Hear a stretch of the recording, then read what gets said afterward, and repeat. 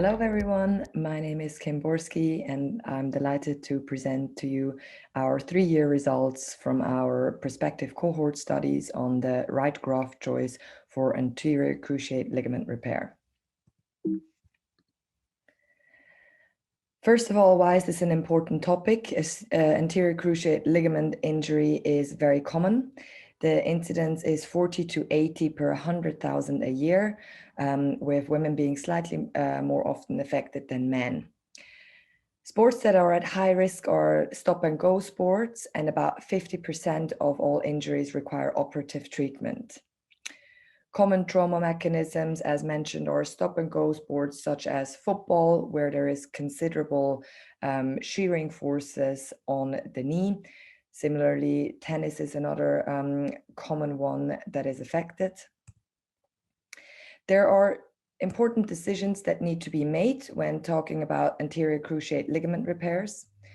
Usually professional sportsmen have a very high demand on the functionality of their knee and therefore almost always require surgery. This is not the case for the general population. Depending on their functional needs, it's worth trying conservative measures such as physiotherapy and rehabilitation first. If they're not stable in their daily life, this then still leads down the path of surgery. But if they achieve stability in their daily life, then again, we have to consider what demands they have on their knee. If they're not stable in sports, even at a lower level or non-professional level, then surgery can still be considered. If they're stable in their daily life and in sports, that should be enough for an everyday person, and conservative treatment can be pursued. Other important decisions when talking about anterior cruciate ligament repair are the forms of repair. There are endless choices of grafts and techniques on how a knee can be repaired. And there are many things that need to be taken into consideration, especially patient factors and demands patients have on their knees, as well as donor side considerations in cases of autografts. So the main two things that we need to consider are the operative treatment. What sutures do we use to reinforce the graft and to fix the graft within the knee? What are the reinsertion techniques that we can use and are most suitable for each individual case? We have different options to augment the graft and in general, different techniques on how to perform the replacement. When it comes to graft, there are again many choices. The main two categories, of course, are autograft harvested from the patient, and then the other option is allograft. Common auto or allografts are the semitendinosus and gracilis tendon. We can use quadriceps autografts and patella tendons, both as auto and allografts, and then peroneal tendons are a common choice of allografts. This is a enthusiastically discussed topic in literature, and there has been countless of papers comparing different graft choices and their outcomes over decades now. These include biomechanical studies performed on intact ACLs and then comparing them to the different graft options that we have. And each graft has their own pros and cons, and this needs to be weighed against patient factors to make the most appropriate choice for each patient. This is the technique that we use for our ACL replacements. We use the Arthroplasty system, where first of all, we need to get rid of the remnants of the torn ACL. This is done by using a shaver. Most importantly, we need to clear the femoral notch where we're planning to insert the replacement ACL through the femoral canal. So here we can see the shaver clearing out the notch. On the image on the right, you see the next step where we insert the guide wire for our femoral canal. We insert that through the femoral condyle and out the other side through the skin. This then guides our overdrill, which is the next step where we drill the femoral canal to pull the ACL replacement into the femoral condyle. Later today, So here you can see the drill going over the wire into the femoral condyle. Once we have a femoral canal, the next step is to get access through the tibia. So prepare the tibial canal. This is again the shaver cleaning up around the femoral notch, and the two strings you can see are the strings where we'll ultimately pull the ligament through the femoral canal. So it gives you an impression of where the ligament will lie. Here we're targeting the ideal site for the tibial canal. This is usually within the remnants of the tibial insertion of the ruptured ACL.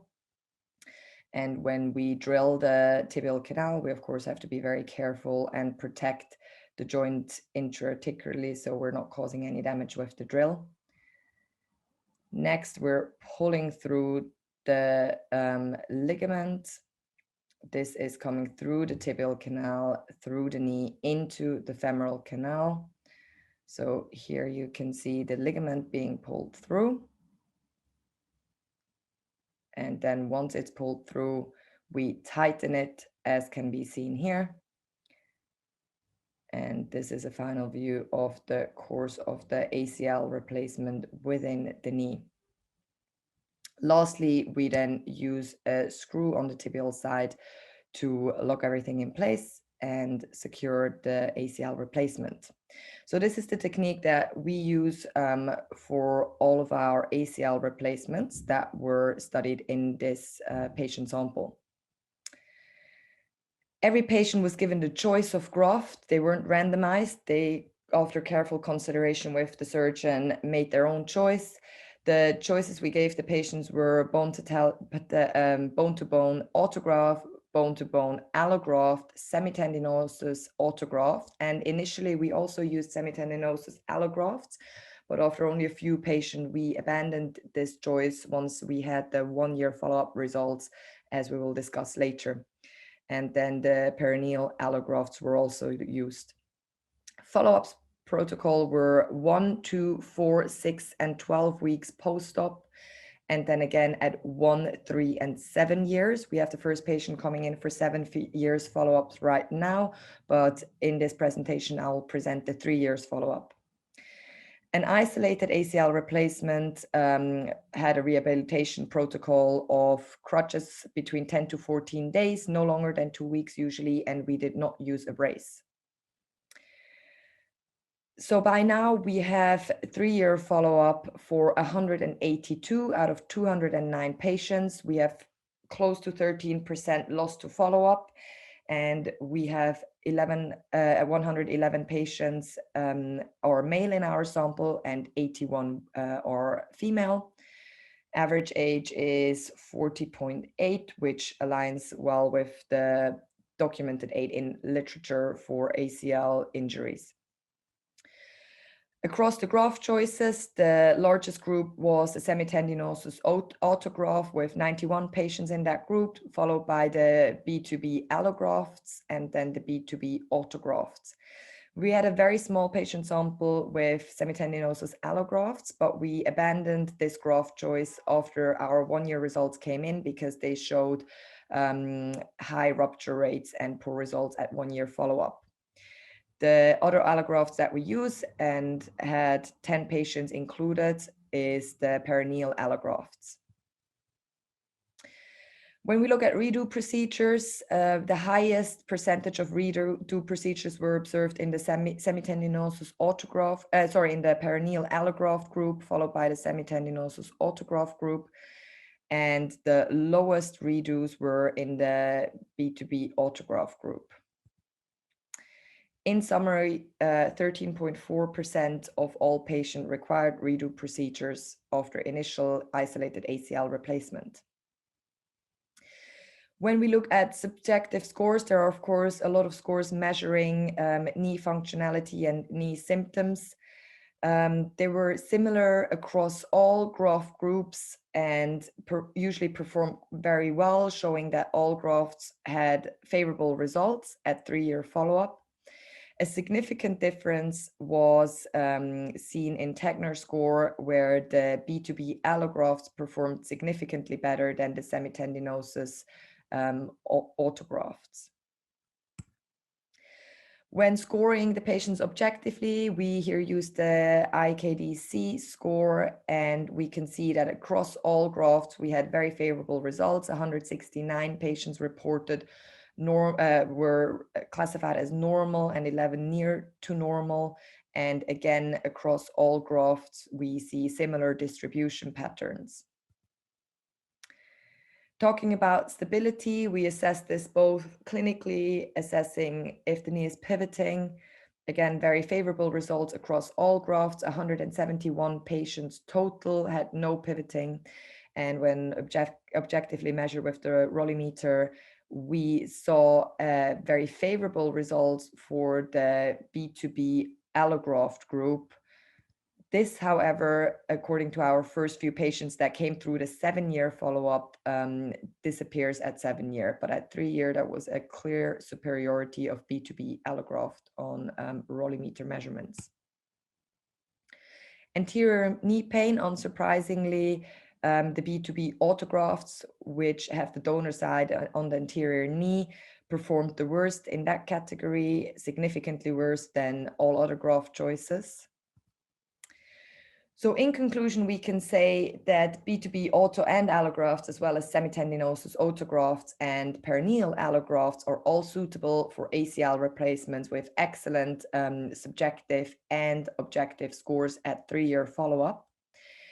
The B2B allografts have significantly better AP stability at 3-year follow-up. However, this does disappear at the 7-year follow-up. And anterior knee pain is significantly higher in the B2B autograft group. This is one of the reasons why, especially in some countries, this is a wildly abandoned graft choice. Another factor that can be mentioned in favor of allografts is the shorter operation time, as it doesn't require harvesting of the graft first. However, there isn't a financial argument against the allografts. Perineal allograft, for example, has costs of around £1,200. Allografts in younger patients is a question currently discussed in literature. This is mainly to avoid donor side morbidity and has the benefit that no graft has to be harvested from the patient, and therefore we don't have to compromise the stability of the knee by, for example, harvesting a semitendinosus graft, or we're not giving the patient problems to the anterior knee if we harvest a B2B autograft. Thank you very much for your attention, and I'm hoping you're enjoying the rest of the conference.